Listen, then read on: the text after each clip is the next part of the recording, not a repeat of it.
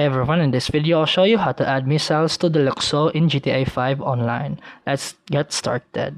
First is to upgrade your Deluxo, you'll need a MOC or Mobile Operation Center by one from the Warrior Stock Cache and Carry Online, and make sure to select Weapon and Vehicle Workshop for Bay 2.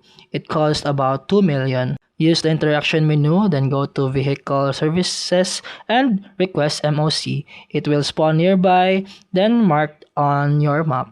Drive your Deluxo into a MOC, then press E on PC or D-pad right on console. Go to Weapons, then get mounted MG and missiles for 200k.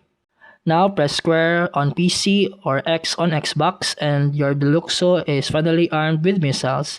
Have fun destroying targets. And that's it for today's video. If you found this helpful, please like and subscribe for more videos. See you in the next one.